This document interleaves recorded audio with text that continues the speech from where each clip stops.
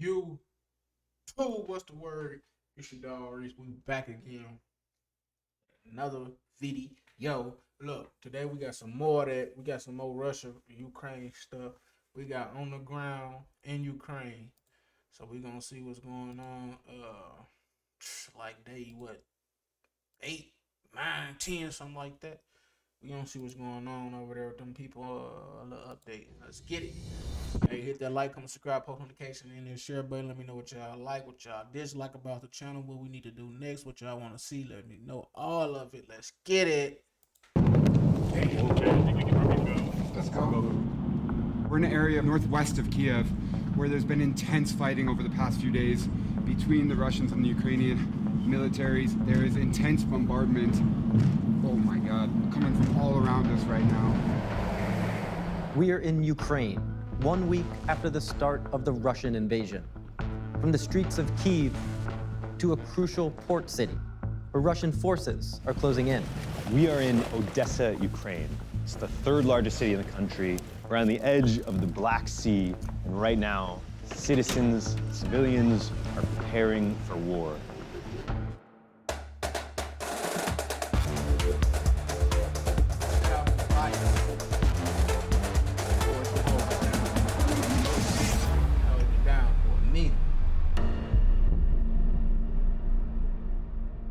This is Vice News Tonight. I'm Josh Hirsch. Krishna Andavolu is on assignment. Russia has taken its first major city in Ukraine, Kherson. It's a port city along the Black Sea, and its capture moves Russia closer to cutting Ukraine off from the rest of the world. For a week now, many of the stories from this war have been tinged with hope. Russian tanks bogged down, Europe united in solidarity, and inspiring acts of Ukrainian defiance. But hope is harder to come by when you're actually being bombed. Matthew Castle has been in Kyiv since before the first air raid warnings, covering what people there are going through.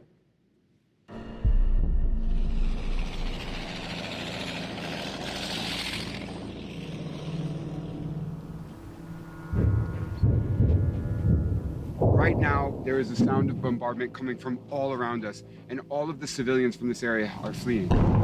Okay, I think we can probably go. Let's go. Go. Sasha, let's go. We're in an area northwest of Kiev where there's been intense fighting over the past few days between the Russians and the Ukrainian militaries. There is intense. Let me know something though. Who do y'all stand for? Or do y'all even care? And if y'all care, why do y'all care? Like, do y'all care because it affects us or what? Let me know. Do you think Vladimir Putin is sick in the head? Do you think he got a disease like they say he do? In the brain, of course. Let me know. Down below. Let's get it. Bombardment. Oh my God, coming from all around us right now. Nigga sick. He's fucking little. Jesus Christ.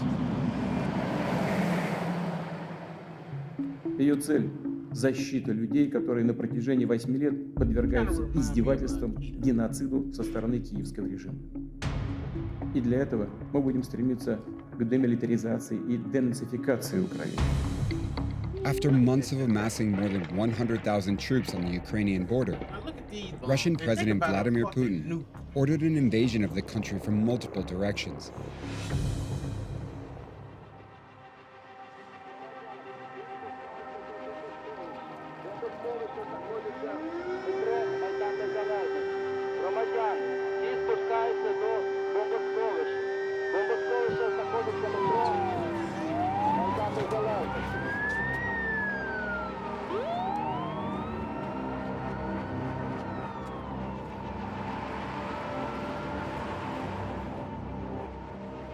For weeks now, Western intelligence agencies have been warning that Russia might launch a full-scale war on Ukraine. But few here believed it could happen. Is However, it just an attack? If they both shooting back at each other, and for a couple days, like at what point do it become a war? Because to me, it seemed like a war already. Morning after around 5 o'clock, Russia began airstrikes across the country, and there are air raid sirens going off right now here in the heart of Kiev.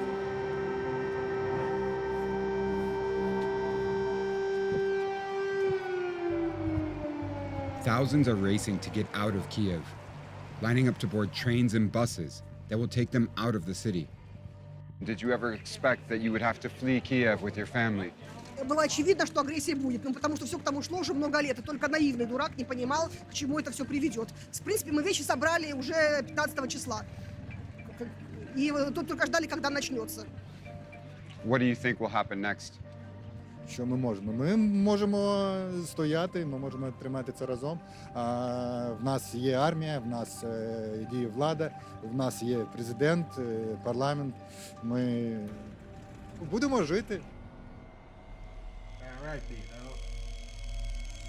As night falls, Russia continues its advance, and people are taking shelter underground, in basements, parking garages, and subway stations.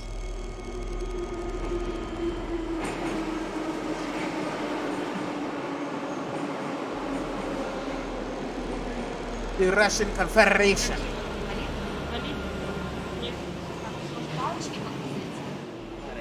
27-year-old Kristina Mazurchik works in a jewelry store. She tried to take shelter in a subway station close to her house, but it was completely full. So she's come here to the Krещатик station with her mom and sister. Сьогодні зранку я повинна була їхати на роботу, але телефонує мені мама, говорить, мені дуже страшно, прийди до мене. Ми не знали, що залишатися вдома чи що робити, і вирішили піти в метро, щоб якось себе, може, сховати, не знаю.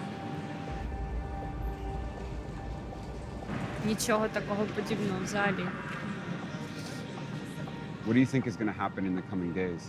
Сподіваємося, що повернемося додому. Там все буде добре. Are you scared by what you might find when you go above ground tomorrow? Просто хочеться, щоб було тихо, спокійно і без обстрілів там. Навіть якщо там будуть там якісь руїни, то це все можна переробити, це все таке набути буде з часом. Нічого такого, але щоб просто всі відступили і все було добре.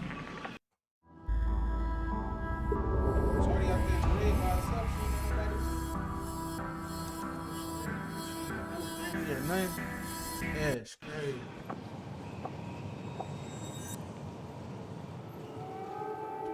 But Russian forces continue to push deeper into the country and into Kiev.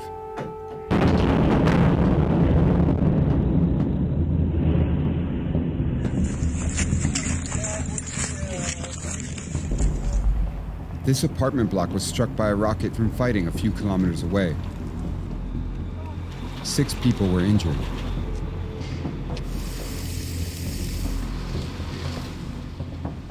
Я знаходився в тому крилі якраз з хворими, значить, і після грохоту ми всі евакуювали в бункер. Alexei Orlov was on duty at the hospital across the road. What would have happened had that shell or missile hit the hospital? Як бачите, цей дім рятував лікарню. Тому що по траєкторії він би влучив в те крило, де знаходиться хірургічне відділення, і він би вбив висококласних спеціалістів, які хочуть працювати, які ніколи не тримали зброї в руках. Наша зброя – це скальпель і розум.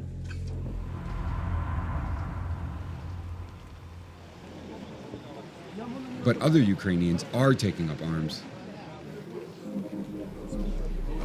So we're here outside this building in Kiev that the government is using as a distribution point to hand out weapons to, well, anyone who wants one, so that they can use them in the fight against the Russians.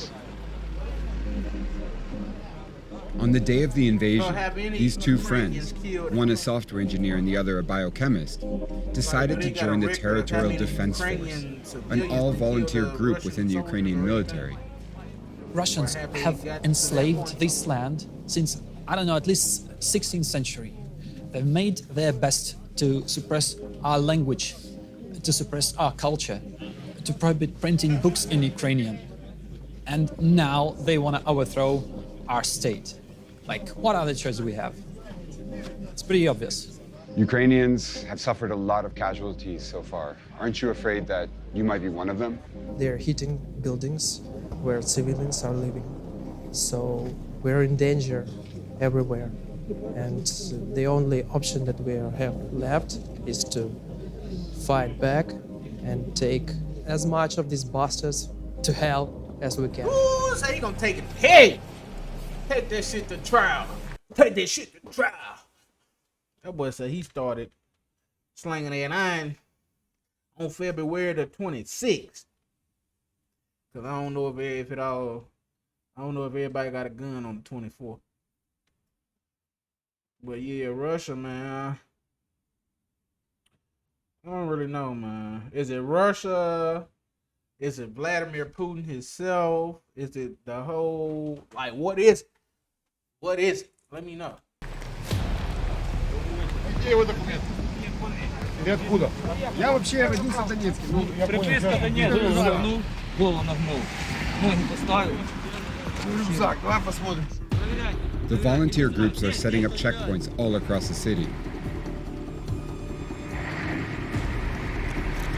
We're here at this checkpoint, and these territorial defense forces are suspecting that someone might be over there. They've taken up position.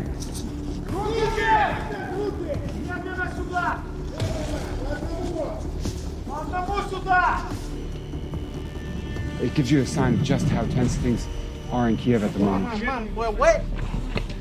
Чисто! Чисто! What happened there exactly? Подозрительні люди, і ми їх перевірили. Якщо підозрюють, що знаходимо, ми їх затримуємо і забираємо для того, щоб перевірити, хто вони, що вони і для чого вони сюди прийшли. Тому що дуже багато диверсійно-розвідувальних груп. Viktor Kidichenko is in charge of this checkpoint in the Vishneva neighborhood in western Kiev. Who are these guys?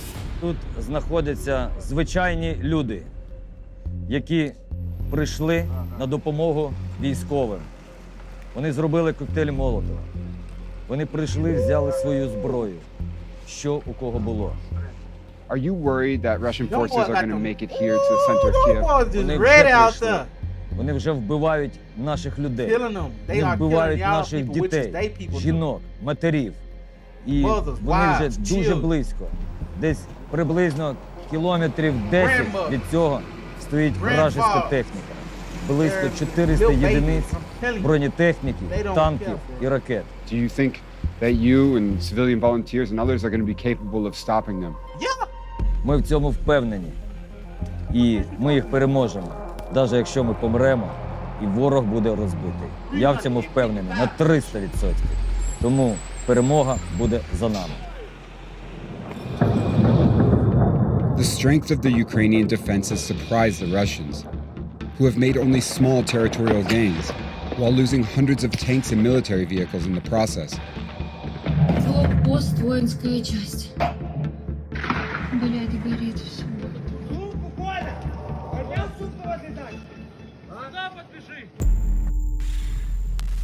Hey. Move there.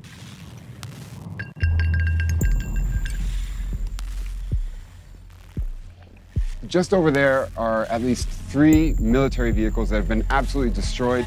The Ukrainian soldiers told us that they belong to the Russians who tried to come down this road this morning when they were met with a fierce resistance from the Ukrainian military here.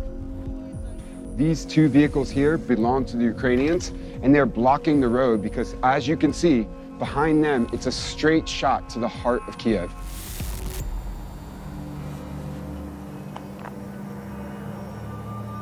О другій ночі було чути гради. Оцей дом, отак от весь ходив. Він десь оцей перший десь йшов кілометрів в час 70 до 80. Бистро, щоб туди проскочити. Ну, хлопці не дали йому проскочити, відкрили одразу огонь. So, are you optimistic that the Ukrainians can stop the Russian advance? Можу. Даю на 90% то, що ми їх отут всіх лишимо, якщо будуть йти. Всіх отут там.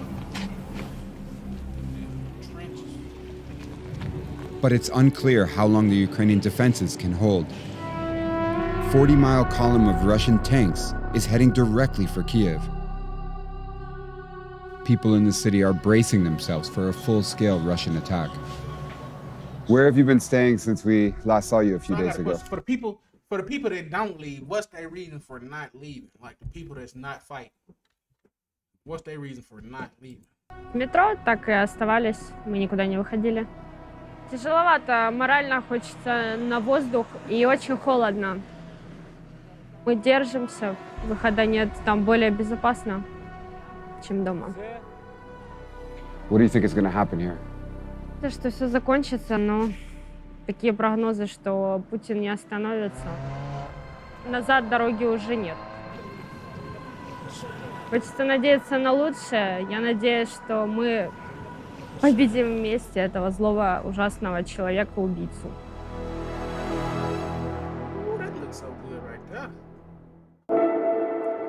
Even before Kherson fell, Odessa, another port city just 100 miles west, was preparing for a direct attack. A defeat here would solidify Russia's grip on the Black Sea, which connects Ukraine to the whole world. Ben C. Solomon has more.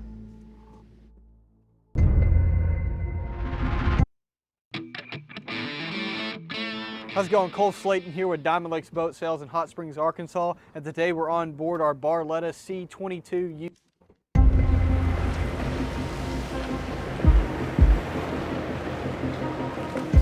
We are in Odessa, Ukraine. It's the third largest city in the country. And right now, citizens, civilians are preparing for war.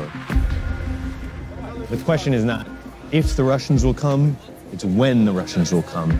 Volunteers have come out here building sandbags, trying to make the defenses that will go all around the city to prepare for a Russian invasion. Odessa is situated right at the edge of the Black Sea between Russia and Moldova. The worry is if they take this town, they control the entire south of the country.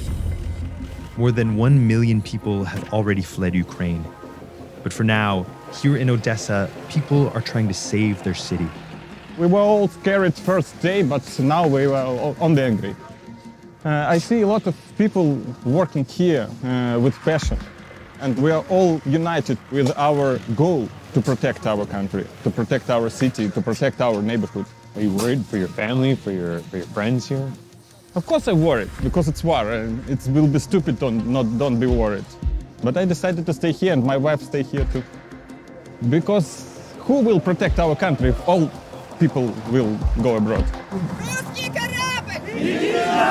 Слава Україні! Героям слава! Surrounding the city, the Ukrainian military is the first line of defense, setting up a perimeter. Just think about being in that situation, like real deal, being in that situation. The people got to defend themselves, basically. To defend from the coming invasion. Inside, volunteers are setting up their own line of defense.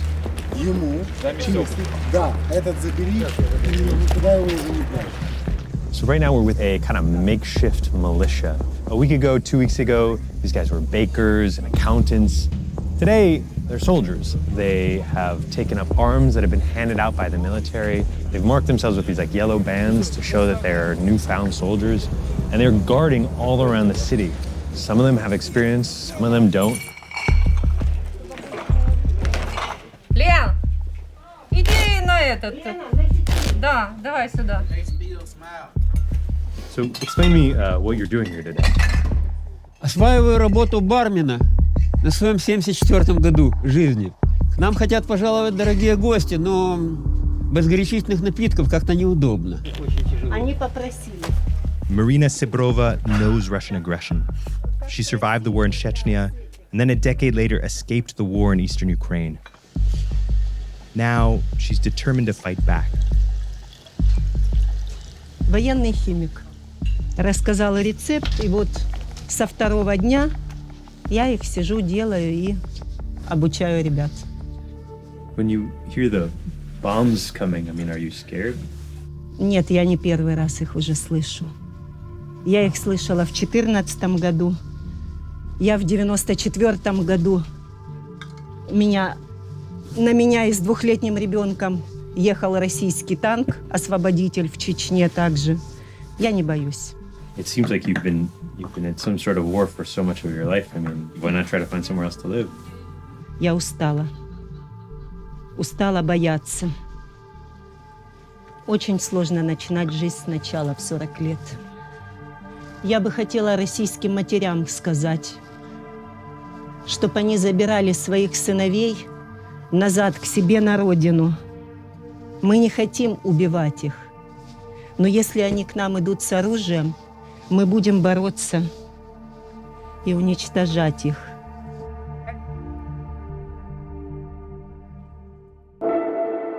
The European Union has announced it will let in refugees from Ukraine and even give them residency for 3 years, which is a pretty big shift from how it's treated refugees from non-white countries. But it is good news for people in Ukraine who've gotten clear of Russian bombs and to safety. Val Kipnis is at the Polish border, where people who've gotten through are starting to process what they're leaving behind.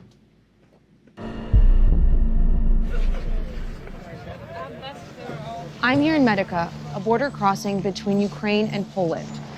Already, nearly 1 million refugees have fled Ukraine, and almost half have ended up here, walking through a checkpoint much like this. I spent most of today talking to those who fled their homes about their experiences and also about what they plan to do next. Как тебя зовут? Вероника. Вероника. Вы объясняете, что происходит? Она маленькая, она еще этого не понимает. Ну а когда она вырастет, что вы ей скажете? Конечно, я все это расскажу. Как нам бабушки рассказывали о войне, так и я буду рассказывать. И когда вы решили сюда приехать? А вот как только в 4 утра началась бомбежка Харькова, я сразу же сумки собрала, детей и вперед. И куда вы планируете после этого ехать? Какой у вас сейчас пока план? Не знаю где. Вот. Ну, а соответственно, как только на Украине наладится, все станет тихо, мы обратно. Вы поедете домой? Да, конечно. Только домой.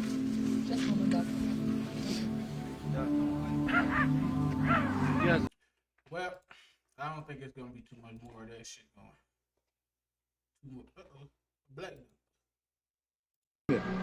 Наш брат Амвей, пожалуйста, все как будет, если мы молимся Бог, что все будет тихо, спокойно, для все люди, для украинцев, для все. Сейчас все проблем Украина. Я хотел, что говорит мир. Пожалуйста, не только Украина, смотрите Палестину. Каждый день люди умер. Наш брат там в Ирак, в Мали, в Буркина-Фасо. А эти люди, они не европейские или не американские, мы их бросаем. Это тоже неправильно.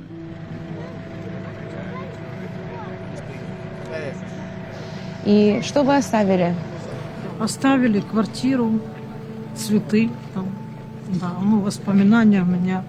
Извините, ребенок умер 1 октября. Извиняюсь. Могила мамы и могила ребенка. Вот, ну, и когда война закончится, мы надеемся, что скоро. Man, that's sad, man. That's messed up, man. Let me know what y'all think of that, man. Hit that like, comment, subscribe, post notification, and that share button down below. Let me know what y'all want me to react to next. We gonna get it. It's your dog Reese. I'm out.